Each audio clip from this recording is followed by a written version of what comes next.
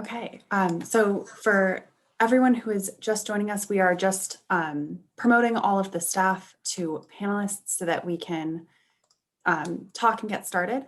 While we are doing that, I just wanted to briefly go over some ground rules and also kind of introduce who is here tonight on the city side. So this meeting was organized in conjunction with the wards 1, 3, and 4 counselors.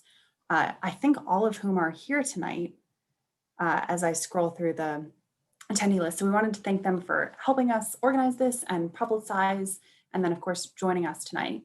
From the city staff side, this project is really a collection of OSPC divisions. We have represented Economic Development, Sue Thomas, Sarah Lewis, the Director of Planning and Zoning, Courtney Kirk from Public Space and Urban Forestry. My name is Charlotte Lease. I'm also from Planning and Zoning, and I'm not sure if she's here, but Viola Augustine from Mobility is also kind of helping us from the city staff perspective.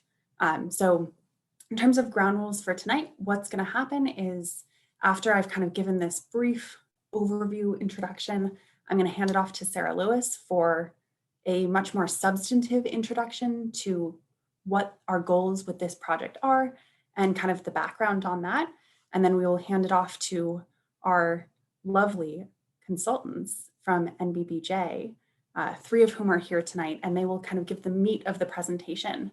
If you have any questions throughout the presentation, please use the chat box.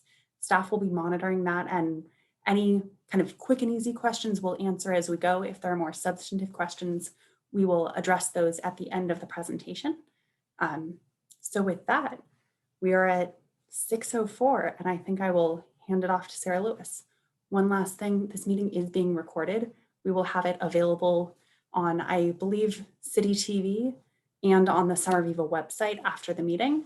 So if someone is not able to attend tonight but wants to kind of hear what was discussed, there are ways to watch what is being discussed. And with that, I hand it off to Sarah. All right, thank you, Charlotte. Good evening, everyone. Who is, Chris, are you running the presentation or you're muted? Yes, I'm pulling it up as we speak. Okay, great, thank you. So first of all, I want to talk about sort of why, as many of you know, there's been a lot of recent work done in the Gilman Square area. And so knowing that the Homans building is of great importance to the city and the development of the area, we wanted to have a feasibility study that sort of incorporated the streetscape work that Viola headed up. There's, of course, open space, connectivity issues all around the high school and the MBTA station. So understanding how all that comes, sort of with the Homan site being in a very central location, understanding how that might work. So Chris, can you skip forward to the project scope? Certainly. So for those of you that are familiar with the area, of course, you know the Gilman Square neighborhood plan. What has happened since then is a lot of things on the ground have actually changed. The MBTA changed their station designs basically for all of our GLX stations. And so what was envisioned as, sort of a lovely head house with connections over the tracks from the Gilman Square neighborhood were, as they love to use the term, value engineered out. From a city urban design standpoint, we're not sure where the value is there. But needless to say, that has been a big change on the actual conditions. As I mentioned, we did have the city streetscape project, and so understanding what Medford Street can be moving forward was part of this coordination. And then the new high school understanding sort of with the terracing and the open space on the high school and how the elevator works from the community path and those connections work all the way up to Highland Avenue. We wanted to incorporate all of those updates into how we move forward from an implementation standpoint. So can you go forward, Chris? So there's two phases to this work, and we had hired, as Charlotte said, NBBJ to help us with the details in and out of around this. So there's also one of the things that we're going to show you tonight is the Gilman Square Neighborhood Association has been doing a lot of work with our economic development team, and has actually done some design work, some planning work. So we wanted to incorporate that and use that as a base, but also have the professionals look at other design options as well, but basically focus on pulling all this information together and doing a really deep dive to the home and site and the mobile site and what could happen on that location. And, sort of bringing some of the, going back to the goals and needs from the neighborhood plan, such as bringing the square back to Gilman Square as a concept. Understanding how the increased zoning on from the amendment on some of the heights across the street might affect the actual development of the home and site. And just making sure that we've got all the pieces. So the first phase, and that's what we're going to talk about tonight, basically 2 dimensions. So we're starting to look at the plan, understanding what the conditions are on the ground from a infrastructure standpoint, a regulatory standpoint, and the idea of not precluding, sort of future, what I'm going to call an up and over to access the MBTA station, the GLX from the Gilman Square side. So next one. So then the second phase will be actually starting to look at 3 dimensions. So as we get feedback on the 2-dimensional plans this evening, then our team is going to go, sort of take a deep dive into the zoning, make sure what we're proposing is compliant, or how we might be able to adjust the current zoning to get to the desires, the vision of what we wanted from the neighborhood plan and what is possible on this particular site. And that will be folding in the considerable grade change from Medford Street all the way up to especially the high school. And then the idea of how that package of material will include, sort of all of this information that we're going to be working on as a group into a, sort of suggested illustrations that are an update with more of these requirements from the infrastructure changes. And then that will help us inform how we, the city, might move forward with the home and site, and then potentially the rezoning if necessary, or an overlay, or as there are any number of regulatory tools available, then we can decide where we go from there. Next. So then this is what I wanted to show you. We're calling it the community designed scheme. So there were some very specific things that were focused on during this, the work that the GSNA were doing with as far as the implementation goes. So they were ahead of of us in the city and started to think about, sort of what are the highest and best uses for the home and site? How, what could it be? Starting that vision. And so obviously they reflected on a lot of the neighborhood plan as a starting point. The things that they went into a little bit deeper, we're thinking about the civic space, orientation of the civic spaces for sunlight, so that if there are taller buildings here, they're not shadowing those open spaces, being able to get more tree canopy in this neighborhood, sort of the greening of the square, as well as bringing the actual square back. Lots of the connections that I had mentioned, as in the one thing that is interesting is having a pedestrian connection to Richdale Street. So that neighborhood can filter in to whatever the open space is, and potentially if we ever get lucky enough to have the elevator for the up and over, so that they can, get easy access to the T station. Lot of accessibility requirements for walkers and wheelchairs, and just safety as far as sidewalk widths and things like that being incorporated. And that is exacerbated with, sort of the grade changes that we're talking about. The fact that the Gilman Triangle has, sort of a set of stairs in the middle of it limits it as to how it can be used and by who.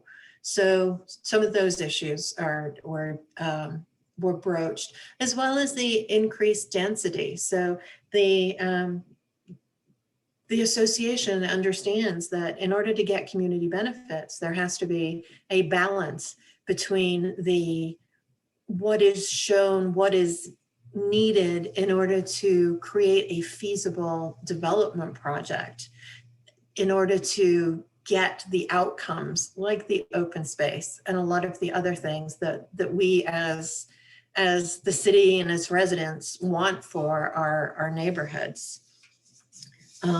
So the other thing I would like to mention next, Chris, is just sort of a bit of a zoning overview. There are a couple of general elements that I wanted to point out as a starting point. So the MR districts have a variety of building types.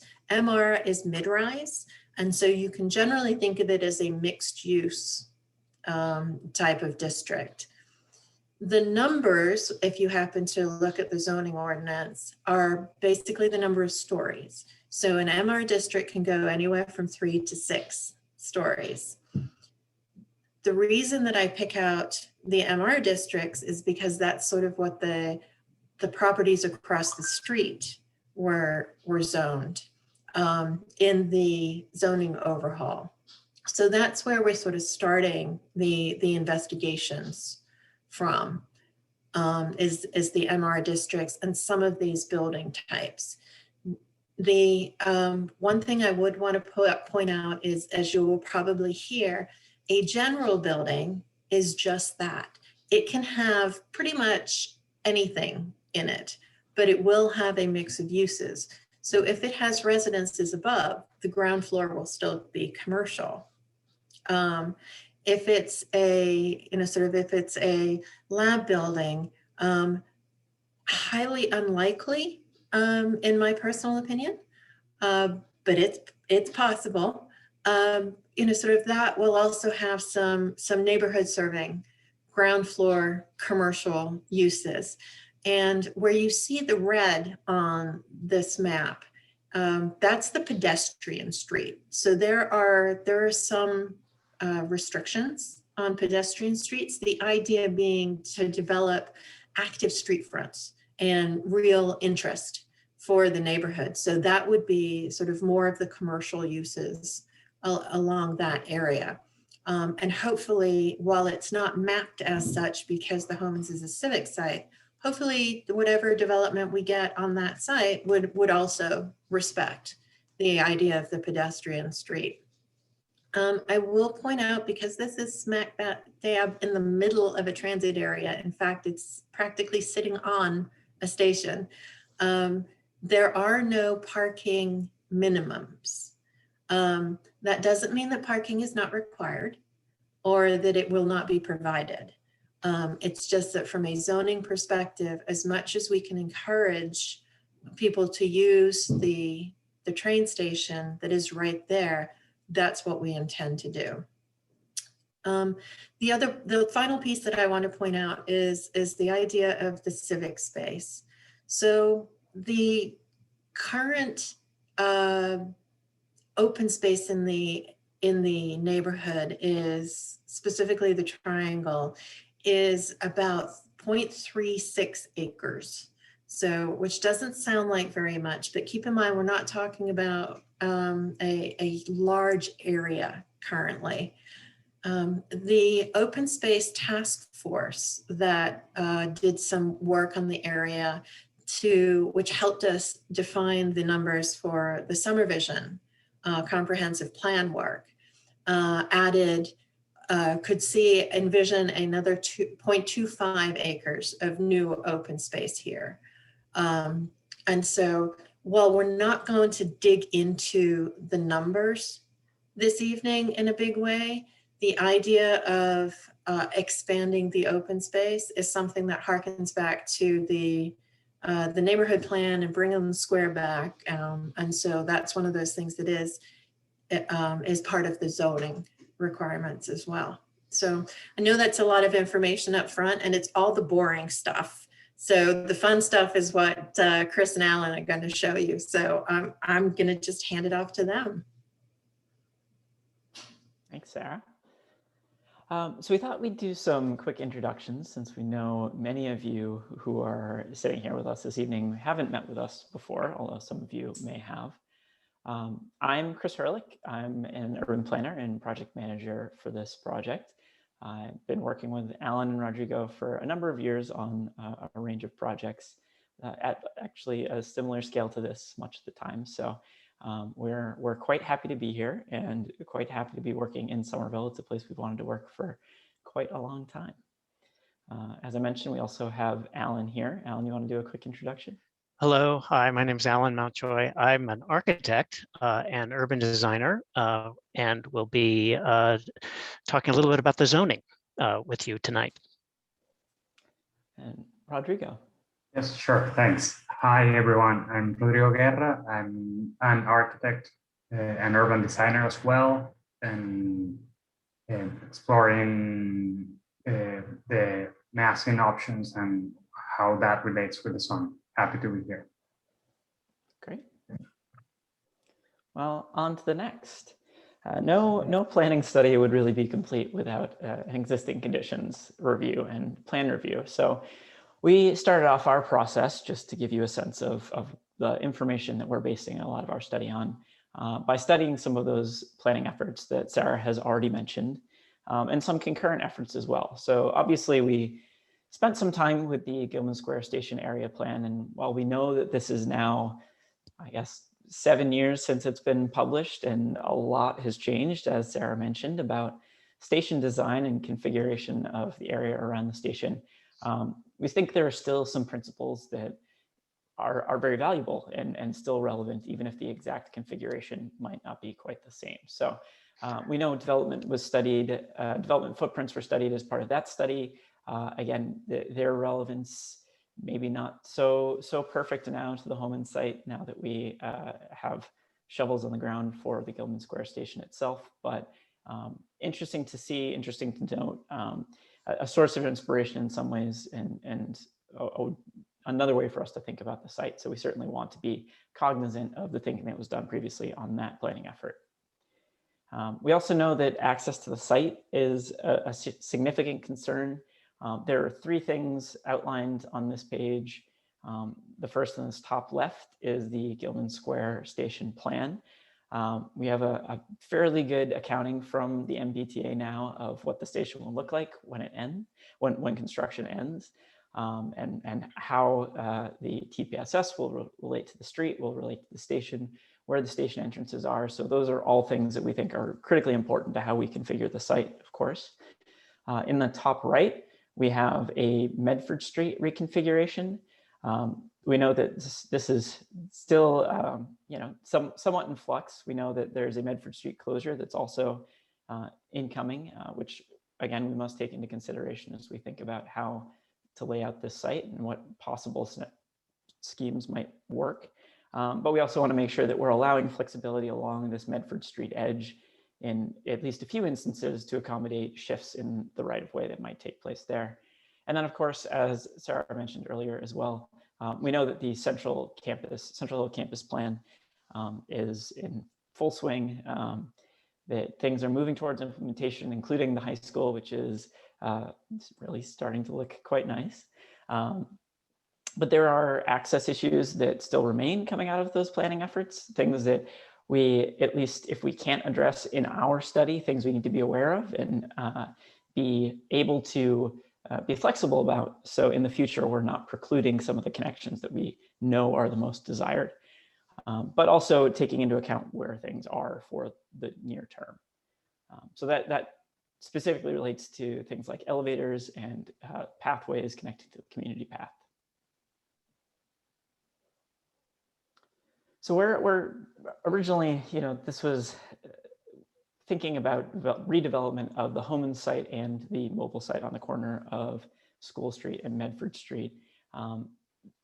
As Sarah mentioned, there's already been a lot of thinking done about this, but the situation continues to change. So for instance, there have been zoning changes in the fall. We saw some of the parcels across the street rezoned to MR6. So there really needs to be a process leading up to a development implementation timeline for the two sites that we're most focused on. I think at this point, we're in the community meetings process. We're working towards finalizing the priorities and the conceptual design. That's a big piece of the input that we hope to get from you all tonight, and the feedback that we hope to get from you tonight. It will allow us to refine our schemes a bit more and hopefully head into 3 dimensions, as Sarah mentioned. But ultimately, the goal is to inform a request for proposals for development. And so we want to make sure that anything we're doing here is both aspirational, but also achievable and conforms to zoning, whatever zoning might wind up being for this site, making sure that we are being flexible there, and also making sure that we are encouraging development in exchange for positive impacts of development. So these 2 sites on the left, the mobile site and the Homan site, it's really where we started our study. As we got a little bit deeper, we realized that part of the current Triangle Park could be a site for redevelopment as well.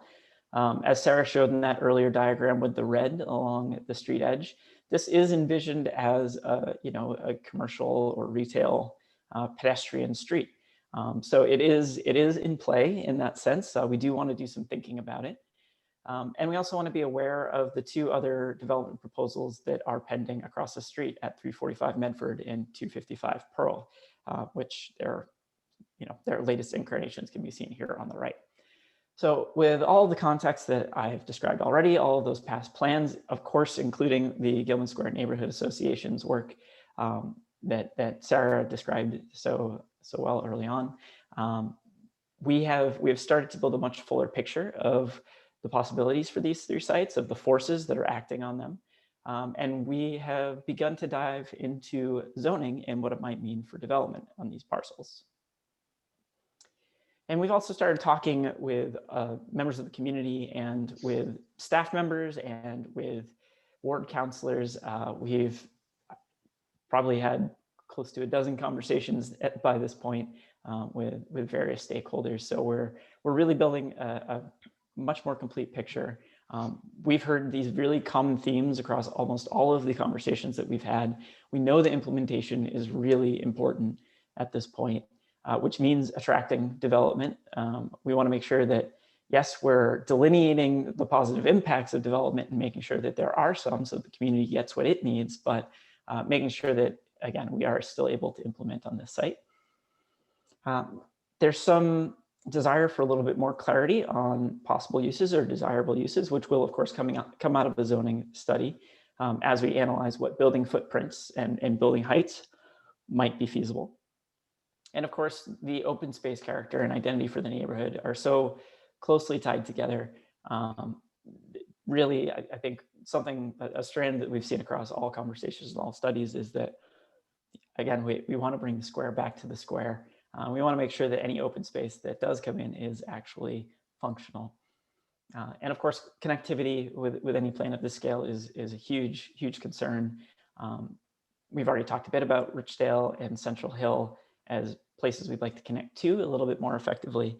And I think interesting to note that there seems to be, in a lot of the conversations that we had, support for additional density if it brings along the right amenities.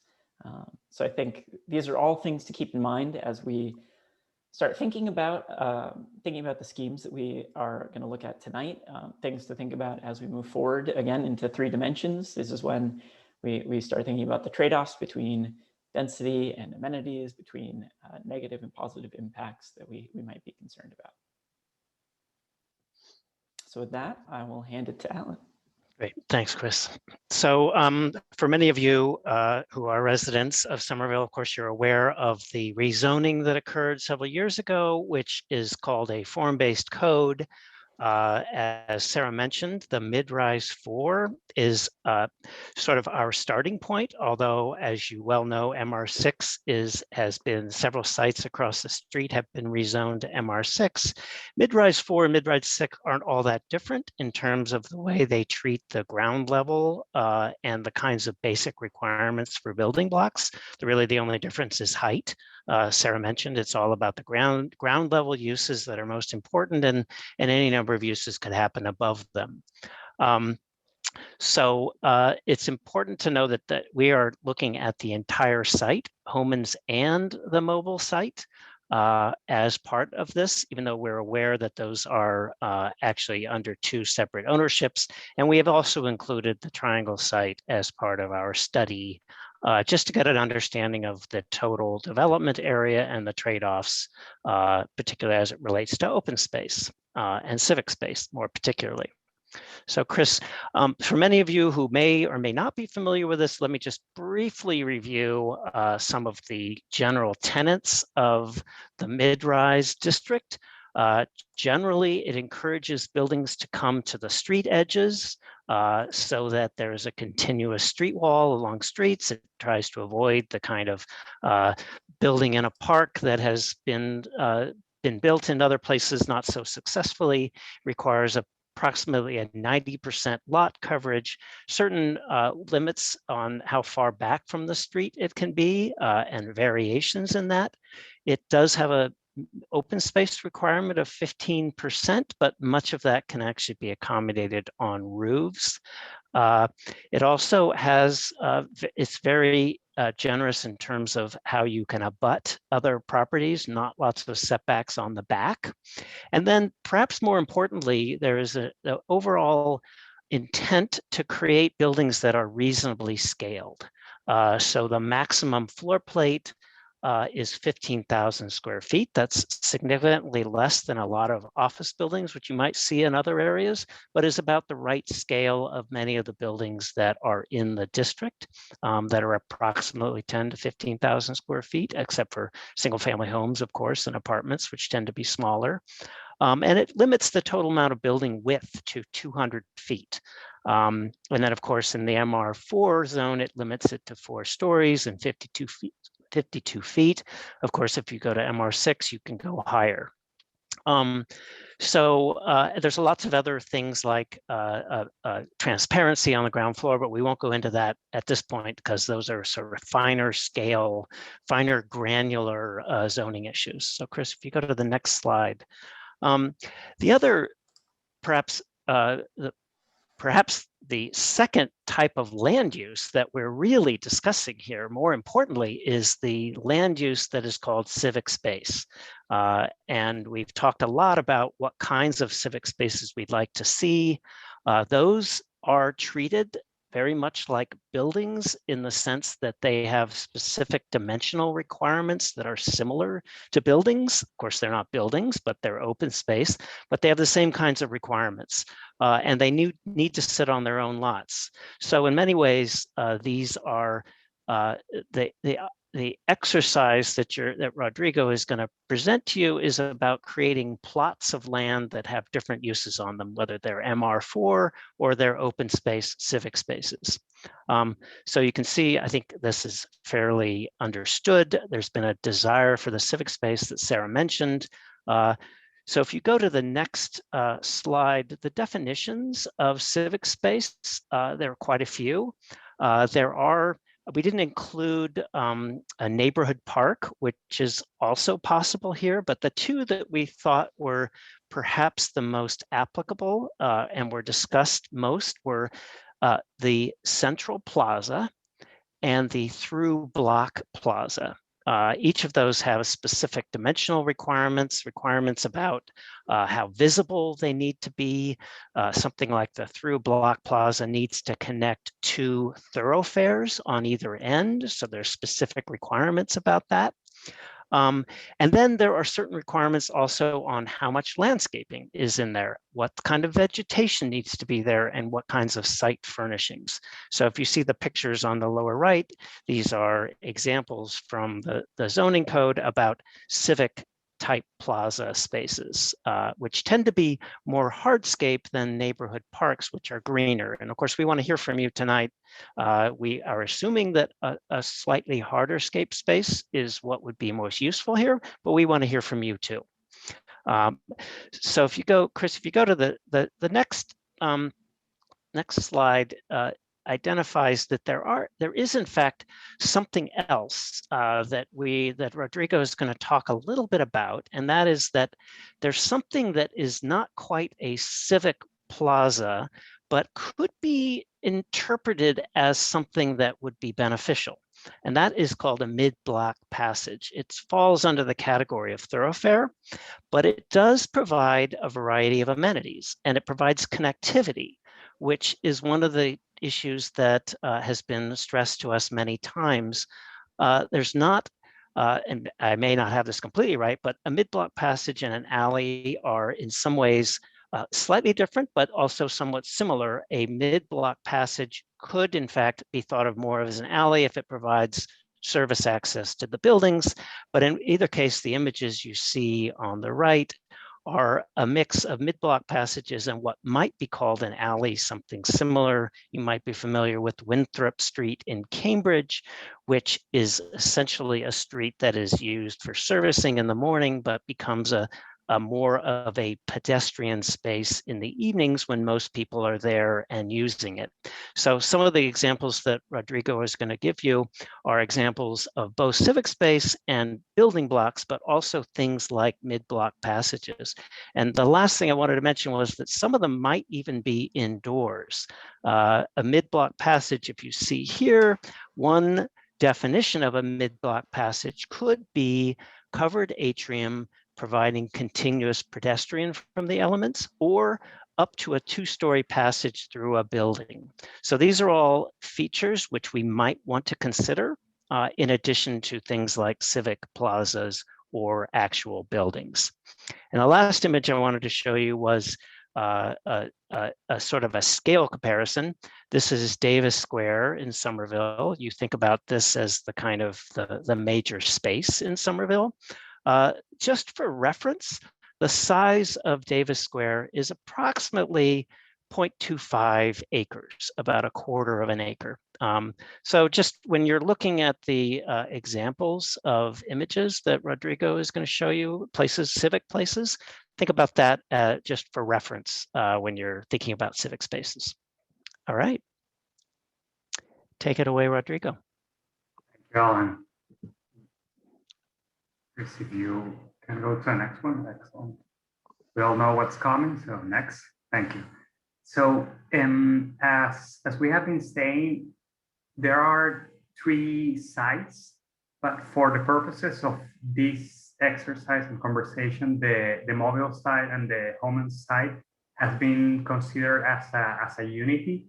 and most of the variations are going to be focusing on that part, and the triangular side is more or less it doesn't have as many possibilities because of the limitations of the parcel in itself in terms of exploration. But if you can go to the next one. And here you want to stop a second to explain what we'll be seeing in the next couple of slides are showing this iteration.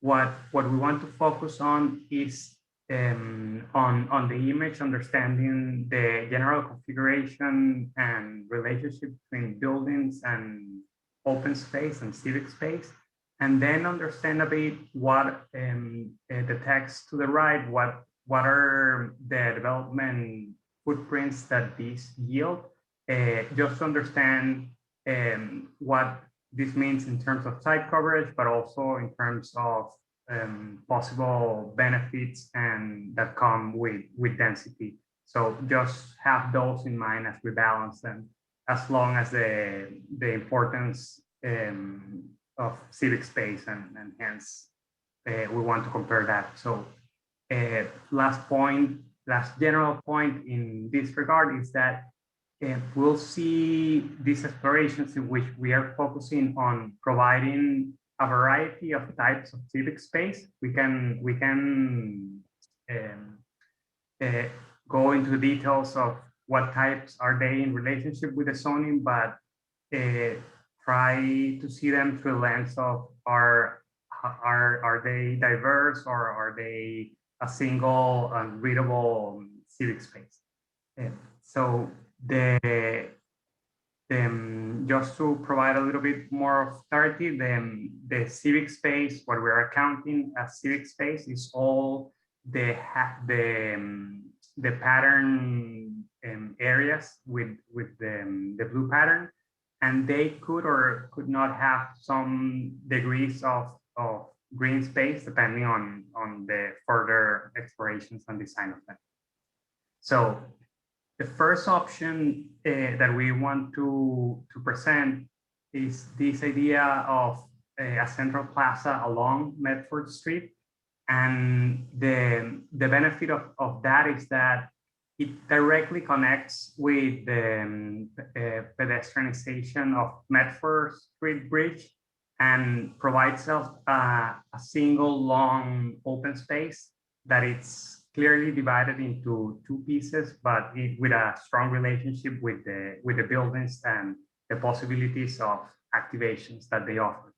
Along with that, there is the possibility of continuing the connection with the neighborhood to the left, through an interior passage in the ground floor of the building that again would just make that connection with the neighborhood stronger.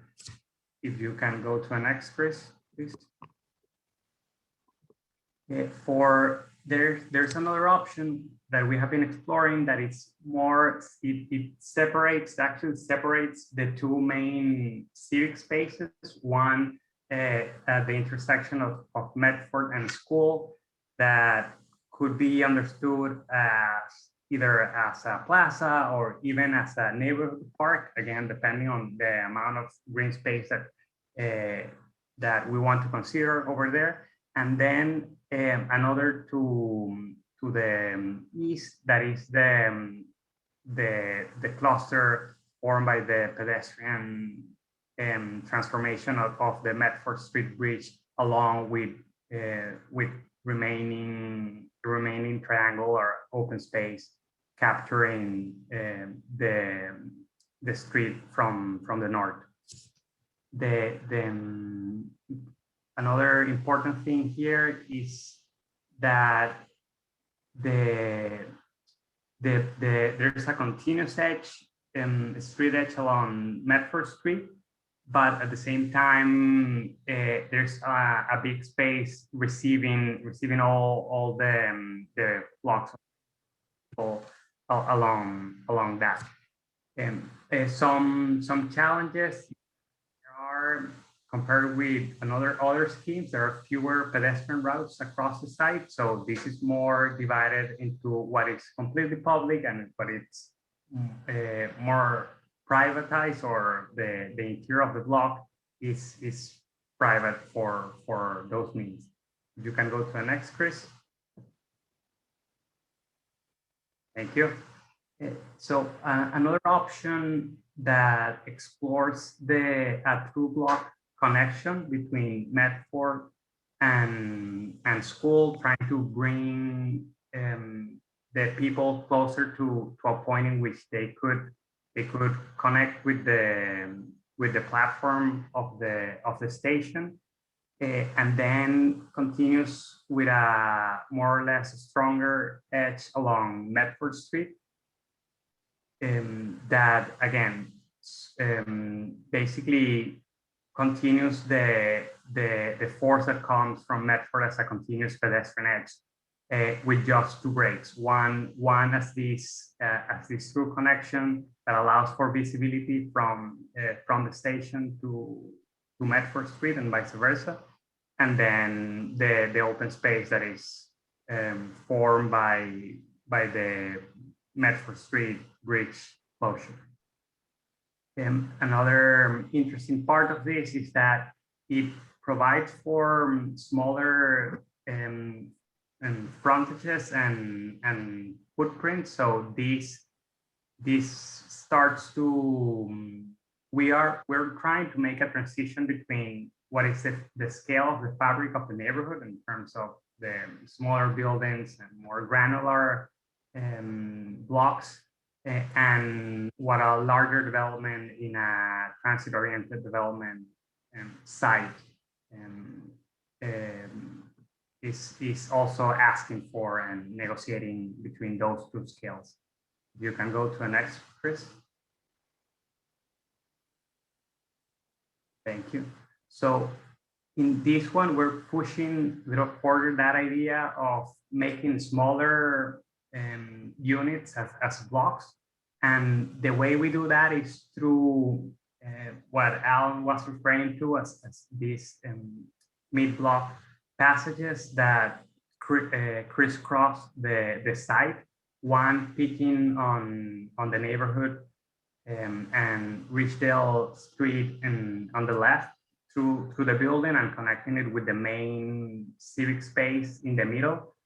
That again forms a single system with Medford Street closure, and then another one that connects directly Medford Street with school and gets closer to the station. So important here is a variety of civic spaces. We have a main civic space and then these passages, and the character of publicness that it confers to the passage in the buildings.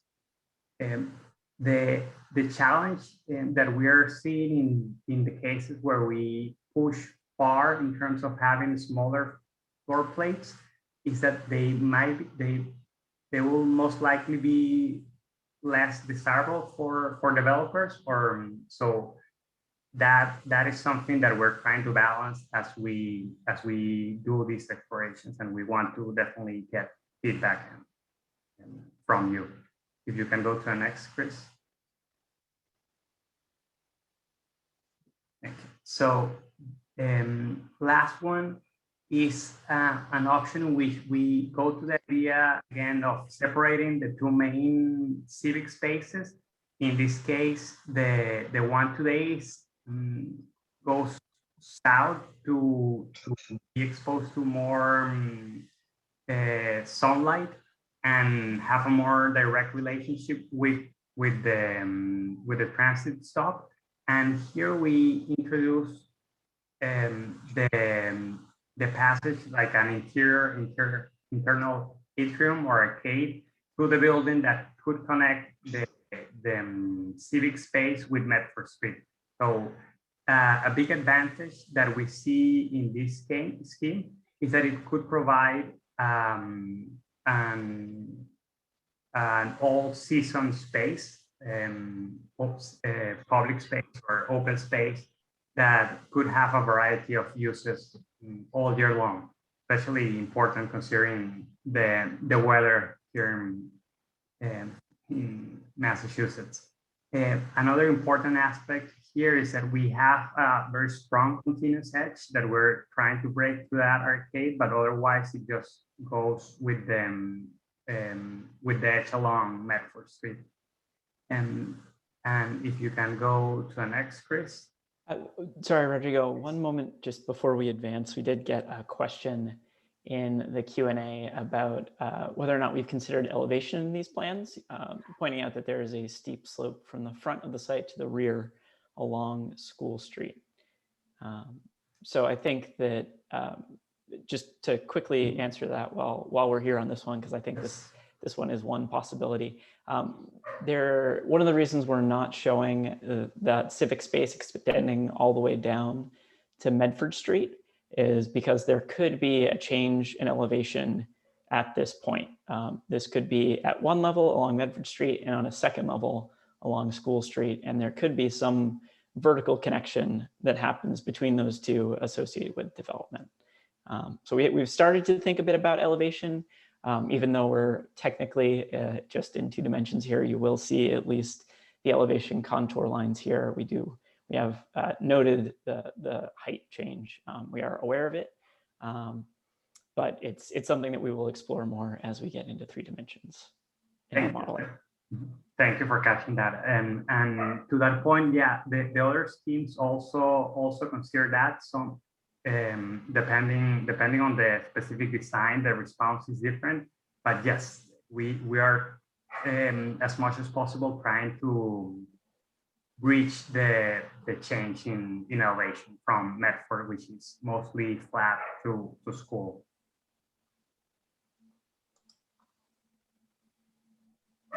If you can go to the next one. Okay, thank you. So then this is as a comparison with what the community design scheme is showing, in which, again, we have a porous system of civic spaces that connect with the Medford Street Bridge. And there is an important element, I think, here in terms of program that we would want to explore how to incorporate, and it's this center pavilion. I don't know if you can show it, Chris, with your mouse. Where is my mouse? There we go. Excellent, thank you. That activates the public space as a program and amenity space. So that's something that we see of a lot of value and would want to explore in the further steps that come. So there's again, one of the challenges that we see in this specific scheme is that there is the floor plates are a bit small, again, for what a typical development could be or could want. So that's something that needs negotiation. But if you go to the next slide, there's a there's a synthesis of what the options we have been exploring. So just to repeat, we have Central Plaza along Medford, that we have the separation and a corner civic space in Medford at School. We have a 2-block plaza that connects Medford and School. We have smaller blocks that are crisscross with the civic space. We have a civic space plaza or park that is south and more related with the station that is connected to Medford Street through an arcade. And we have the community design scheme that, again, has a center, focuses on a center civic space along Medford Street.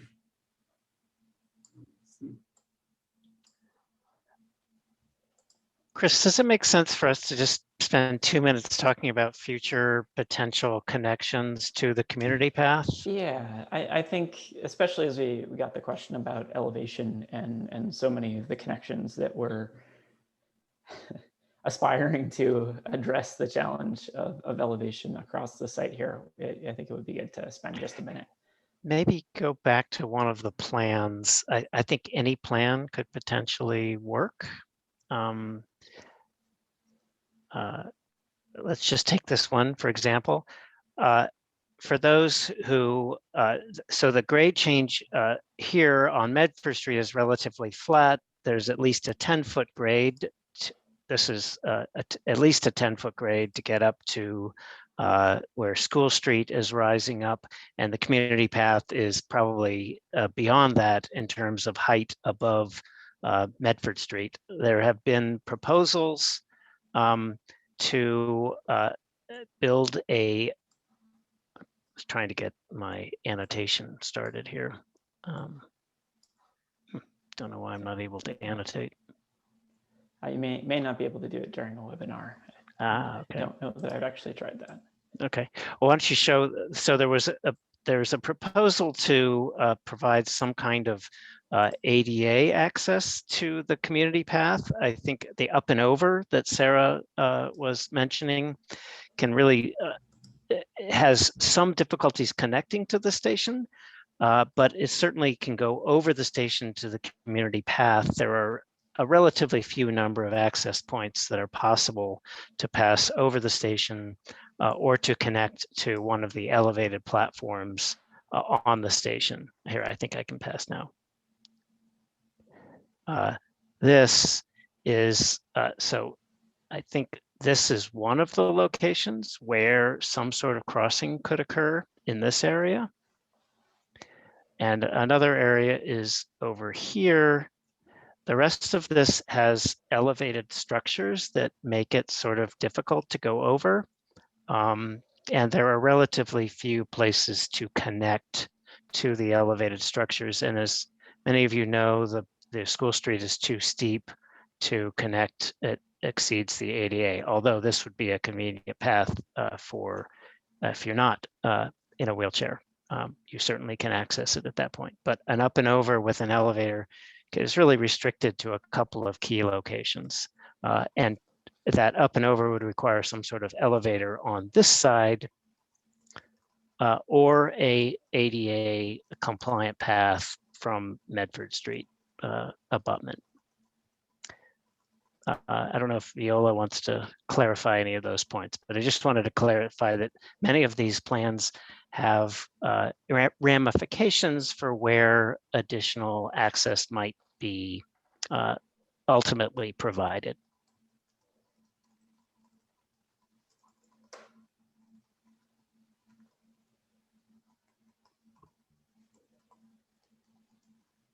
Sorry, didn't mean to interrupt the flow. Was there a end slide there that we wanted to present before we go into discussion? Well, that was it, and that we know we have some of the questions, but again, just a reminder that these explorations are meant to show diversity of options for public spaces and what they mean for neighborhood life. So this is all a framework to provide and reach neighborhood liveliness and the access to open space.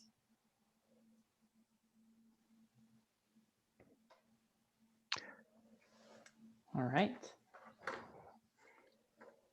So we do have a few questions in the Q&A section, which we can get to. I think we call in many of our presentations, we call questions like these provocations. They're designed to get you thinking a little bit. You don't necessarily need to answer them. We don't necessarily need to answer them. We don't feel, but they're ways of provoking some thought in case you're struggling for comments, which something tells you all might not be. but I think unless Alan or Rodrigo or Sarah has anything else specific to add about any of the material that we just walked through, I think we're happy to open it up and start making our way through the questions that have been asked in the Q&A section. And we can also, if anyone, yeah, we got a few people raising their hand. Folks who have raised their hands, we can also perhaps unmute you and allow you to ask your question in your own voice.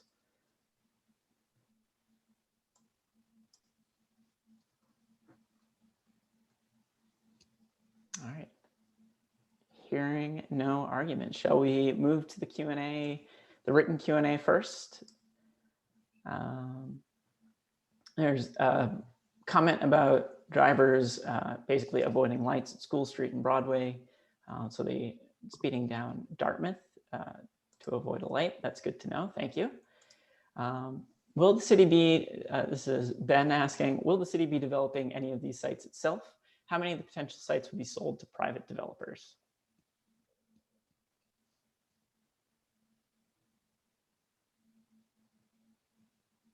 Hi, this is Sue Thomas from Economic Development. Good question. So the idea behind any of the city-owned parcels are that we would control that process in terms of feedback that we received through participation like this meeting, as well as through Summer Voice. But generally speaking, yes, we would then go forward once we kind of figure out what it is that we want to see in the site, what the character it is that we're trying to preserve in Gilman Square. We can be as prescriptive as we want or leave room for some flexibility with sort of a general framework. And then we would release something called the request for qualifications or request for proposals. And then we would basically solicit feedback from developers and proposals from developers so that they're able to develop it for us. So there's a lot of options that could be utilized in terms of implementation, and depending what sites we need or are discussing to make sure that we're capturing the values that the community is calling out for, we would decide at that time what that would look like.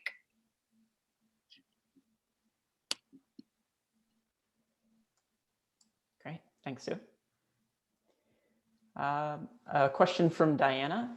Will the site perimeter along School Street be graded so that it's at grade with the School Street sidewalk, and one can enter from any point along School, or will the building's ground floors be much lower than School Street at the uphill end of the site?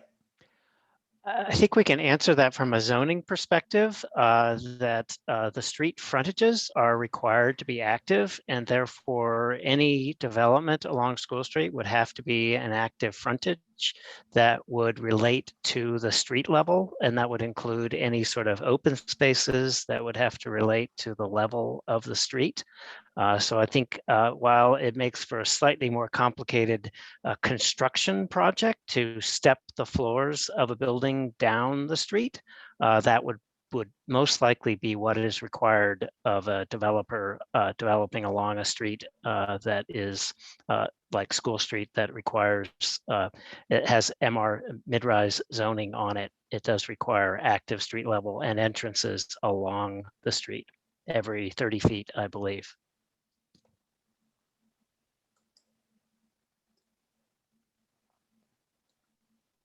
A comment from Rich, thanking Viola for the information on the decision to close the bridge, but a follow-up, it doesn't address the increase in traffic due to new design and added buildings, office and restaurants. So I think that's not necessarily something that we're addressing with the zoning study right now, but is certainly something that we need to be aware of as vehicle flows through and around the site. So I think that's certainly worthy of mention. Thank you, Rich. An anonymous attendee writes, would increased green space in the civic plan preclude accessibility? I'd love to see as much greenery as possible, but not if it makes the space inaccessible. You know, I think whether we define this as a neighborhood park or a civic plaza, I think the biggest differences between those two kinds of spaces is the amount of green space required. I think we're looking for some feedback on that. Both of them would require pedestrian, the ability to walk through the park in with ADA accessible pathways. It's more just the question of how much of the space would be grass versus how much would be paved with a civic space. Allowing a minimum of 10% green space versus a neighborhood park, which would be required to be 50% green space.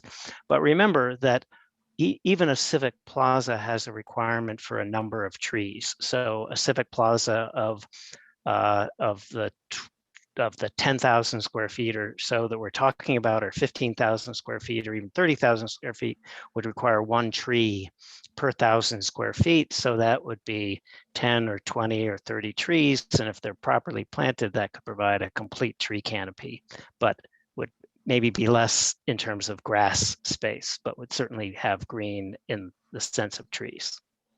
And I think one thing that we wanted to mention as we're thinking about some of the site plans that we cycled through during the conversation tonight, we have started to draw green just to show you that we know it's important and we're thinking about where it might be most effective. But we haven't measured that yet.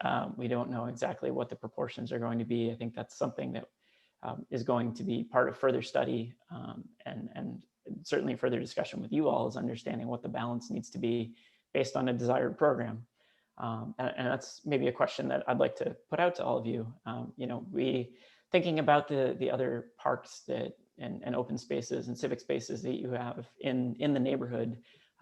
We have a general inventory, but you use them a lot more than we do. So anything that you can point out that you think is missing, or there's a gap in the system, certainly we're looking at open space planning that the city has already done, but it's always nice to hear from the people who experience it firsthand as well.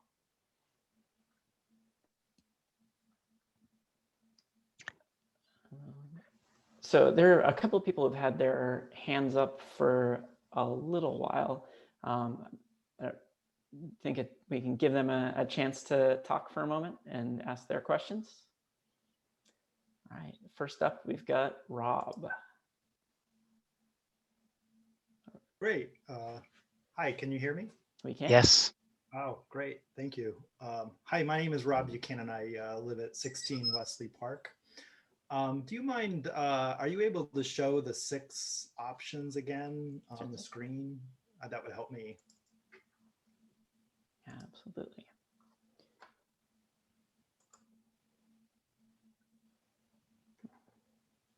I think there was a question about this being available. I think we can make it available too. Yes, absolutely. Yeah, thank you. I just wanted to offer a couple of comments. One is, in looking at all of these, and I want to first just thank you guys for mocking out kind of all these different scenarios, because I think there's just a lot of different options here. One thought I had as I'm looking at this is, I think all of them include the large, I guess, plaza park on the Medford Street and on the bridge. And I think that, as far as open space goes, I think it's really important to, more is not always necessarily better. Better is better. And I think it's really important to have a goal for what kind of a civic space or spaces we want to create. What kind of uses will they be, or what kind of uses do we need? And given that is, present in all of these, I think it's really worth developing a clear, maybe I missed it or it was in another presentation, so I apologize if I'm just kind of not aware. But I think that would be a threshold question of what is that and how will it be used and how will it be programmed? And, layering on top all of the green space and uses on the other side of the train tracks, I feel like it starts to kind of help figure out, okay, well, what's not already apparent, or what uses are not available to folks. And I say that because I think, I think there's a risk when there's civic space that isn't thoughtfully planned, that it just it can have the opposite effect of diminishing vibrancy and resulting in just, what makes these spaces special are people. And if the people are kind of all over the place, then it sort of erodes that sort of vibrancy and that sense of community. So I guess I would just put that out there. The other comment I wanted to make was I really like this, the shape of the building in number 6 that is adjacent to kind of the bend in the road at Pearl Street. I really like that. I think making the connection between the civic space on the Medford Street Bridge with the rest of the development is it effectively kind of creates a square. It creates, a node. And I think, that might be a place to start from in terms of designing out kind of the rest of the block. And I guess my last comment would be, as we're thinking about kind of passageways or porosity, if that's a good word, through the kind of I don't know if there's a label for this, the parcel, the corner parcel. I feel like building off of that shape is a really good starting point.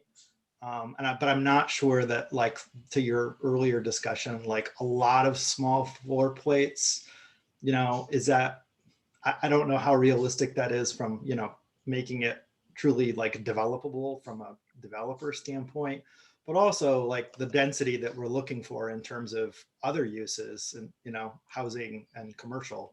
So that's just observations. I'm learning, I'm new to a lot of what's been presented. So thanks. Great. Thanks, Al.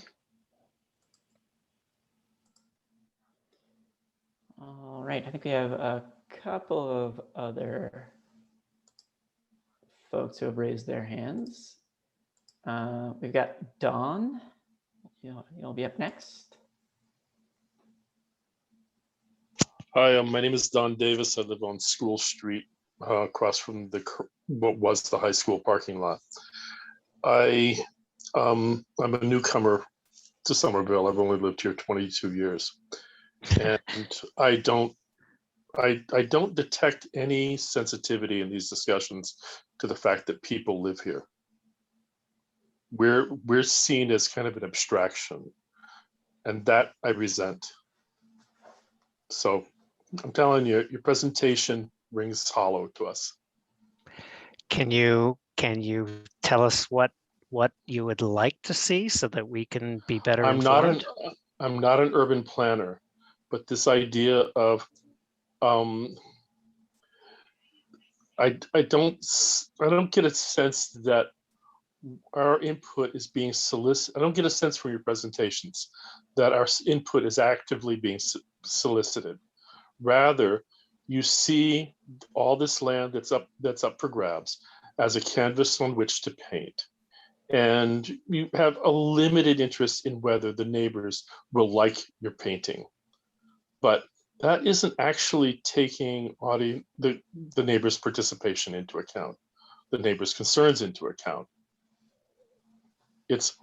And I made some comments in the chat that elaborate on my discontent. Your tone is strictly technical jargon. You assume that when you're talking about floor plates and you claim to want audience participation, well, you've automatically excluded audience participation when you talk about floor plates and these other urban planning and architectural terms that don't mean anything to us. It makes it seem that your discussion is entirely intended for each other. That's not the way to welcome neighbors' participation. Don, this is Sarah Lewis, the Director of Planning and Zoning. I did answer you in the question and answer. As this is a zoning feasibility study, there is a lot of technical jargon, unfortunately, that naturally comes out, and so it is a difficult thing to present without some terminology that we're stuck using. But any any input as to what you would like to see, what you hope to. We are trying to generally get some feedback to understand how we move forward on the Homan site, which is a city-owned site. And so any input you can provide will be appreciated. I will put my email in the chat, so that you can reach out to me after the meeting at any point in time with your thoughts.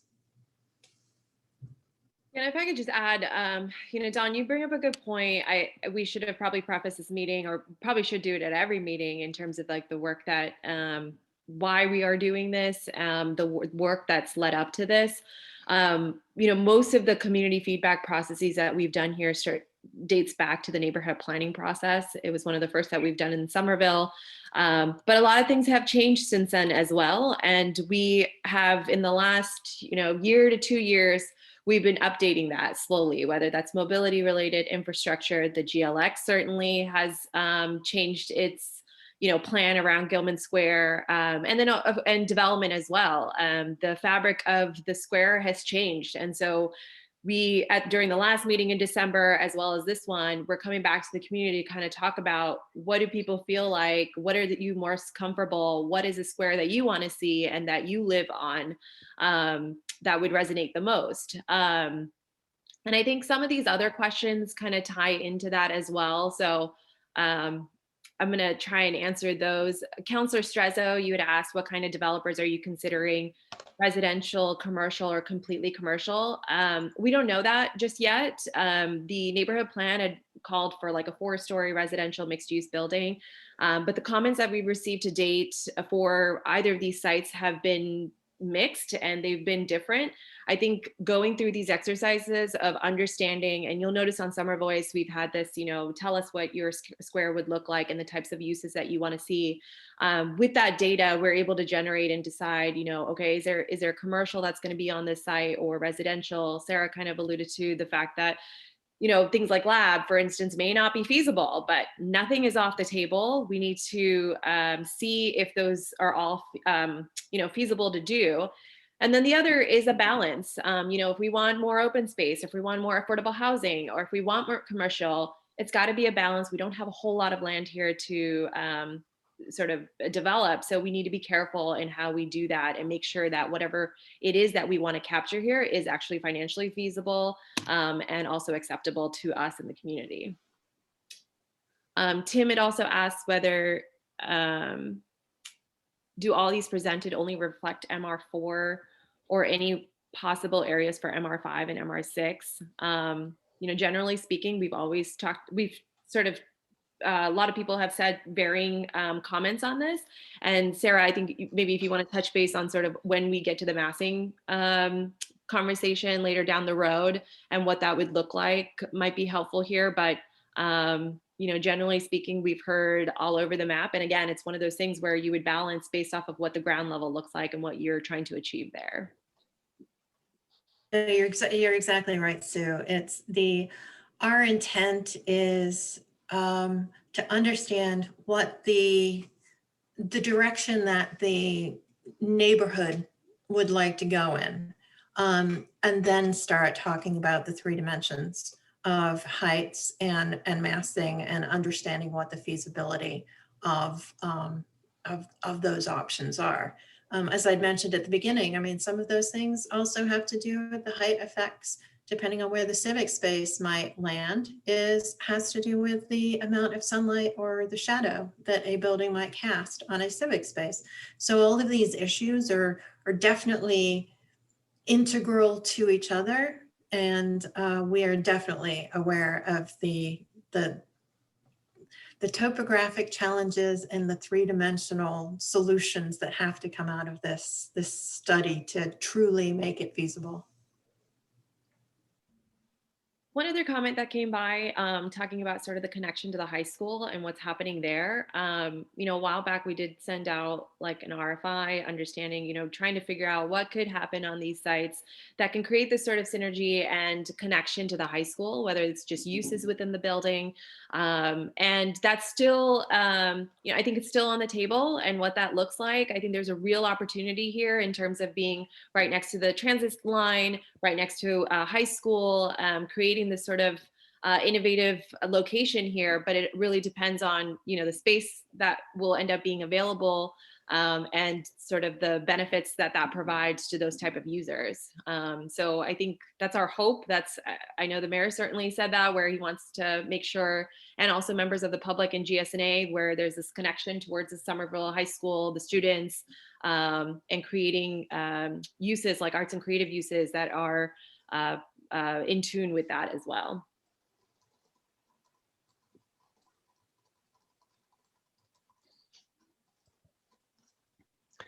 Anybody else raise their hand, Chris? We have a couple of other hands raised. I think Jen B was next. Hi, can you hear me? Yes. Okay. Oh, great. Okay, so I'm a Gilman Square resident. I live on Lee Street, just off of Richdale, and I've lived in Somerville for about 15 years, so I guess I'm a newcomer as well. I have kids, and I really like the proposals for civic space coming out of here, to give sort of like really constructive feedback. If we go back to the drawings, I think the ones that are most appealing to me are probably drawing 1 and drawing 4. And I think what I'm really responding to in these drawings is not only the connection to Richdale, because I live off of Richdale, but the civic spaces seem more connected and more open. When I see sort of the narrower passageways, in maybe drawing 2 and drawing 5, those narrow sort of passageways, what I get concerned about there are the possibilities for crime, having female children who might be walking alone through there. And I also get worried about rats. So like tighter spaces, like when you were talking about alleys, we have had an uptick in rats in our, in my immediate neighborhood. So the open connected spaces in 1 and 4 just feel a lot sort of safer and less conducive to rats, if that's helpful. I think. Can you verify that 1 is the one called Central Plaza on Medford Street, and 4 is small blocks with connective civic spaces? Those are the two that, because. Yes. Okay. Yes. Those are the two. Because the number 4 does have some narrow alley spaces. Are you responding positively to the larger space that's where Pearl Street turns into Medford Street? It just feels a little bit more connected. I think that like the passageway in 2 is a little narrow, but like that passageway in 3 feels really narrow. And in 5, that feels really narrow. And in 6, it just feels like really chopped up, like, because you have that little building sticking out there that's like creating little pockets. But yeah, the rat passages that I would be worried about would be specifically the pink lines you drew on 3 and 5. Got it. 2. Okay. Yeah, those were not civic spaces. Those were simply spaces between buildings, but right. Point well taken. Absolutely. Yeah.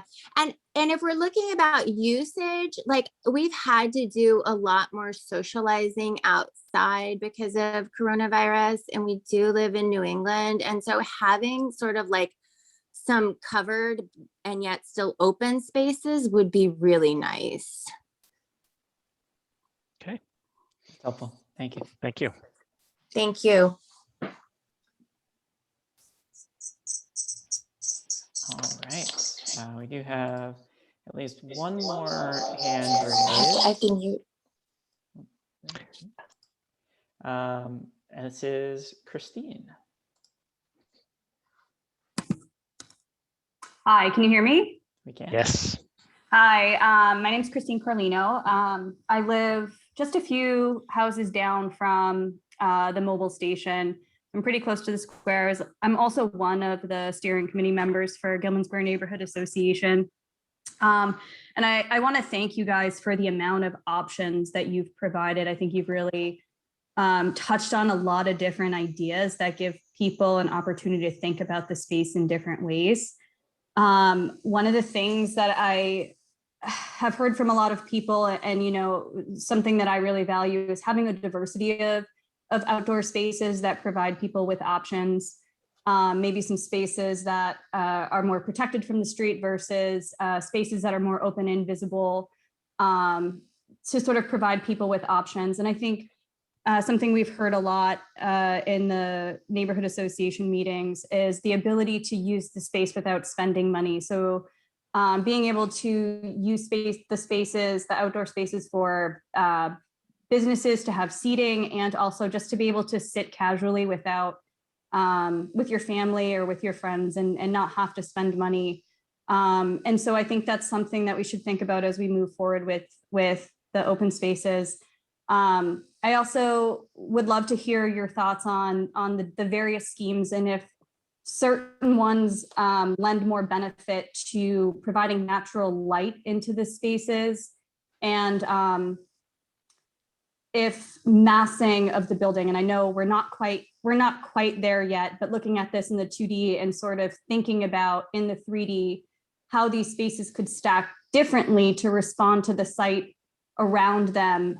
So maybe more massing could be in different areas of the site that would be more beneficial and not detrimental to the areas around it, and casting shadows, and maybe it needs to be lower in other areas. Have you thought about that as you've been working through these sort of two-dimensional schemes? Certainly, we will. The next step would be to look at what this would look like in 3 dimensions. So I think we've been trying to be careful identifying those areas that do have southern exposures, and some are better than others. Some have better street exposure, but perhaps are more shadowed, and so we would look at shorter building heights that would potentially cast shadows on those open spaces. So you're absolutely right. Sunlight and shadow is really important. And that would be the next step. Awesome. Thank you.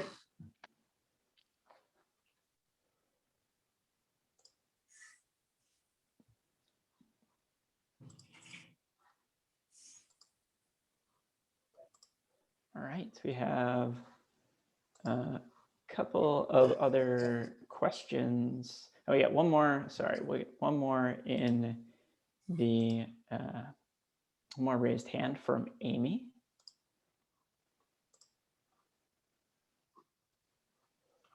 Amy, if you can unmute.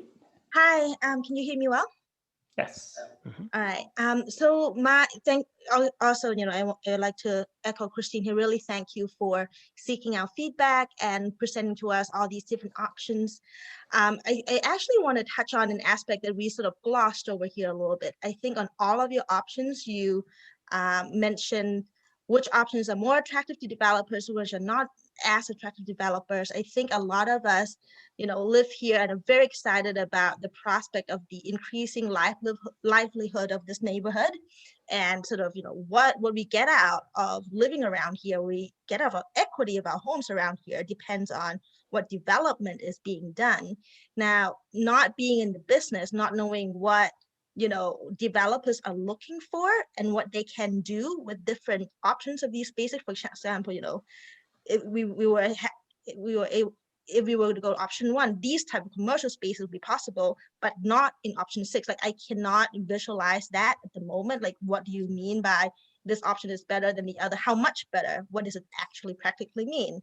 You mean, more restaurants or more gyms or more, whatever that is? I think I would really appreciate it if you can sort of educate us a little bit more on what does that mean, so we can give more input towards which option would be sort of what we attracted to here.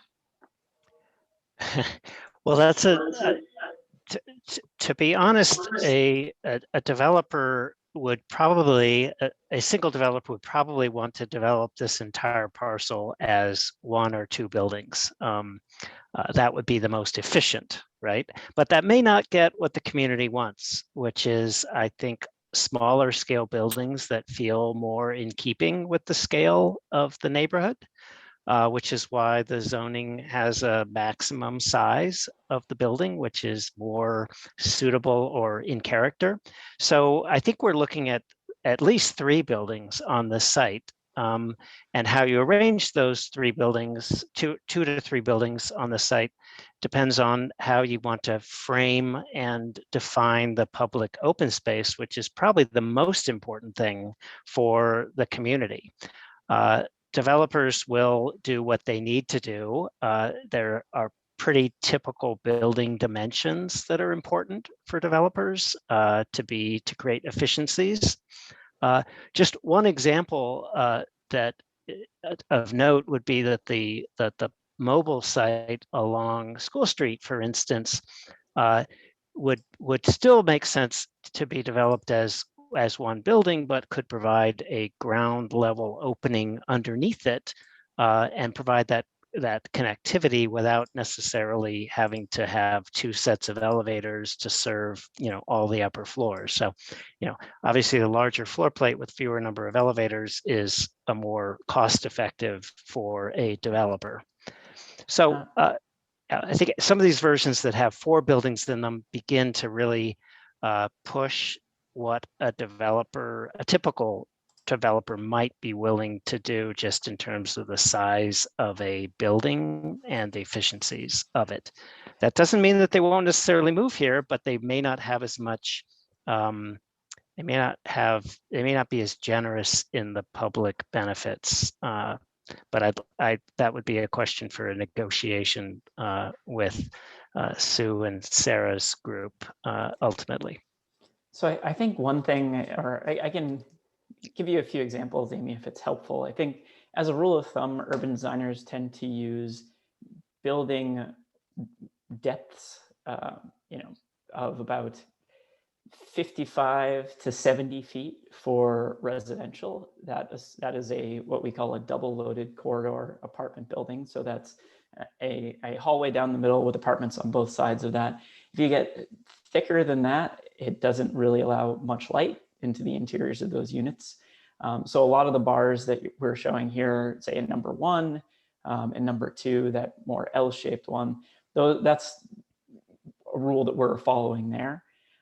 Developers, from what we are hearing from some of our clients and other developers that we talk to, for a commercial office plate, they want it to be as big as humanly possible. I think many of the tenants that they want to attract prefer a larger floor plate. However, I think we've heard from some of our conversations that a smaller floor plate for commercial would be a huge benefit for small business. Smaller office suites could support smaller and newer businesses. I think that's something that Somerville has a long history of providing for the region. So I think that's something that certainly we'd like to continue considering. And retail spaces on the ground floor, I think tend to be between, if you're thinking like a neighborhood retail scale, those are probably 20 to 30 feet wide, those different retail properties. They might get a little bit bigger than that. And they can be fairly deep, anywhere from 20 to 30 up to 60 feet, depending on the business. And whether it's a chain that has a really specific requirement for how much space they have, or a more flexible locally owned small business. So that just gives you a sense of the range of some of the things that we're talking about. I know in some of the conversations we've talked to people about life science, that's a topic that's come up. It's certainly something that other places in Somerville are experiencing life science development and life science potential. Those floor plates tend to be even bigger. A lot of those floor plates are in the 25 to 30 to 40,000 square foot, which is larger than the MR zoning, I think, would allow. But there are smaller businesses in that sphere that want smaller spaces as well for different uses. So I think there's a lot of flexibility. The shapes, all of the shapes that we're showing here on these different plans are viable for some kind of development. It's really just a matter of which uses. And that's it, the Gilman Square, the community design scheme that we show in number 6. You know, some of those forms are a little bit more irregular, but that doesn't mean they couldn't accommodate a wide range of uses. Although I will say developers tend to like rectangles, but that doesn't mean they have to only build rectangles. And to that point, this is intended as a framework in which the shapes are placeholders, right? Then the actual design of the buildings would include grain, and there's a lot of other steps into transitioning and connecting with the neighborhood scale through the design. Thanks for that questioning. That was always a good reminder that these are dimensions that aren't necessarily common or easily understood. So I appreciate that. All right. So we'll go quickly to the Q&A again. I think we've got a few questions there. Aaron asks about, in reference to Jen's question about narrow passages, can we talk more about what those might look like? For example, would the buildings open out with a main entrance to those alleyways, or would they be used for something else as shown? I think we demonstrated in example number 2.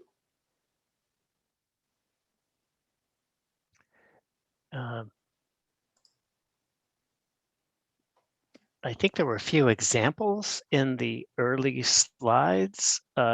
Are we speaking of? Here, let's go back to those examples. There were a few examples in the early zoning slides that talked about. So these were some images from the zoning plan at the top of what mid-block passages might look like, sort of pedestrianized spaces. And then down below was an example which was not in the zoning plan, but is an example of a street space that is frequently used as a pedestrian only space with seating on it. So maybe I didn't quite understand the question. I think the question is about what happens in there. What is the character of them? And the examples that we're showing here on this page, they don't necessarily align with what we were discussing with some of the spaces that I think Jen was most concerned about. Yeah, that was not those spaces. Yeah, those were really service aisles for delivery, as opposed to the in number 4 we indicated those as being multi-use spaces that would be treated as mid-block passages. So I think as a rule of thumb in these diagrams where you're seeing this blue stripe, those are areas that would be a little bit more active. And the places that are unbuilt that don't have that don't necessarily have such active functions with main doors opening onto them. They might be a little bit more service oriented, especially some of these smaller passages as we're seeing in 2, 5, and 3. So in order to qualify as a passage, you have to connect to thoroughfares. So the spaces that we're showing between buildings are not technically passages because they don't actually connect to anything. Those are simply spaces where delivery could take place, or there's a need for separation between buildings that would not be publicly accessible. It would be a private space. The areas that are crosshatched are because they connect things, street to street or street to public to civic plaza. Those are passageways that would be publicly accessible and would have to be treated as as with certain landscape requirements. Great. I think we've got a process question now from Ward Councillor Ewan Campen. When in this process will the community be able to give input on what goes inside the buildings on the Homan site? For example, affordable housing, small business, or community space? Thanks, Chris. I was just typing it out. So I'm typing it out loud. So the next step in the process is to do a massing study and might have some limited suggestions of uses and scale. But I think we anticipate having that conversation at some capacity, either before the next community meeting and then going into greater detail after the massing study is done. We've done a survey on just uses in general, so I think we have a good grasp of the types of uses people want to see. But I think we still need to have that challenging conversation about weighing the balance and what is actually feasible on site, because the ideas that came in is so vast and broad. We need to refine that. We're gonna ask those difficult questions to the community of what's more important, what's the percentage that you want to see, and here are the challenges. If we're trying to achieve, more open space or more affordable housing or commercial. So all of that is still to come. And we hope that by slowly we'll get to the end result between the next, 1 to 3 meetings. And then there's also a question about, I'm assuming, will the property stay with the city after being developed, affordable housing trust? We don't know that yet. So far we've been we'll give the property to a developer with a lot of restrictions, or we'll have agreements in place that run with the land in terms of the types of uses that need to go on there. So they're essentially landlocked into what it is that the city wants to provide, and sort of barriers in perpetuity. But there are instances where we in Somerville have not been doing sort of land leases and things like that as often. In fact, I think we may have one, but we are exploring that more often now, because there are some ideas that have come up in terms of, where it might be more beneficial in terms of providing, more affordable business, commercial space, or whether it's the type of uses that go there. And yes, could there be a scenario where the Affordable Housing Trust has a piece of this because that's the primary use? It could certainly be there. I don't think we're there yet. I think that'll be one of the last pieces of the equation, depending on what the financial aspects look like of this project.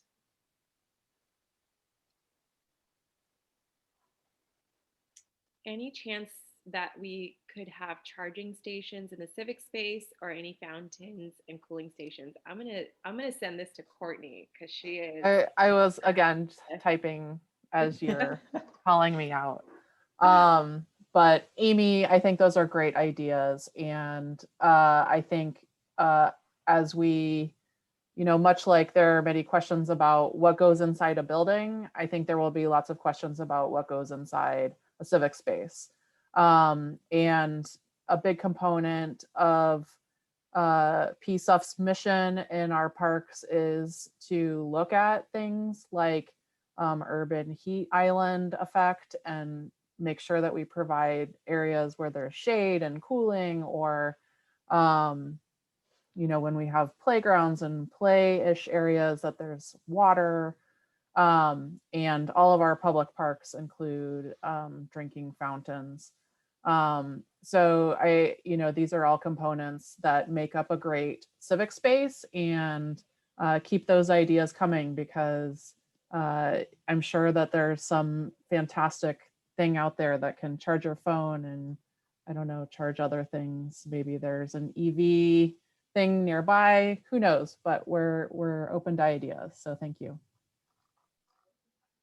We have one more hand raised from Rob, and then another. Oh no, that was a head fake.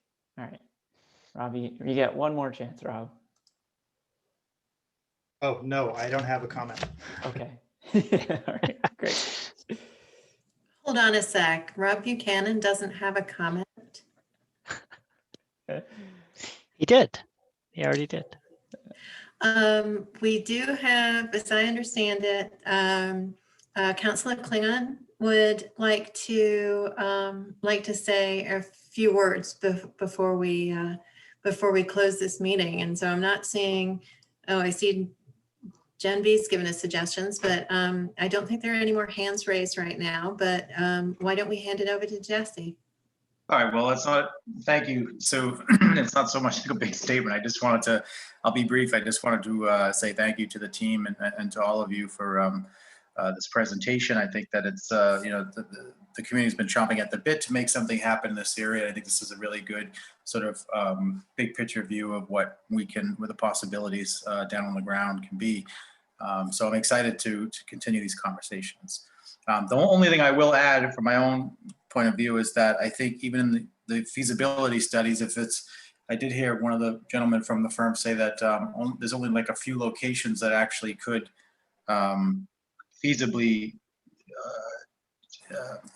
accept a some sort of catwalk or like platform, if you will, to City Hall Plaza. But I just feel strongly that we should be at least looking at the feasibility of what those spots are on there.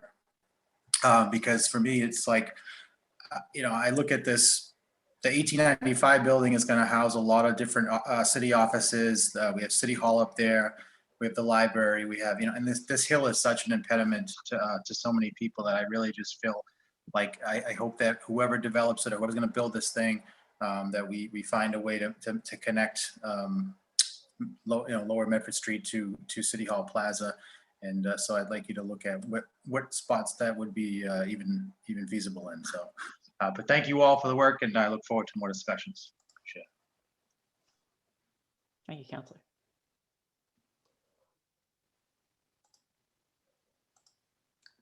All right. We have one more suggestion from Jen about having a graffiti wall in the site. So that's certainly a fun idea. If you have any more suggestions about open space, I think this is already mentioned in the chat, but head on over to Summer Vision. I think there'll be a way for you to share your thoughts there. Just to clarify, because I, in my tiredness, got this wrong earlier, head over to Summer Voice. We have lots of Summer Vs that each do different things.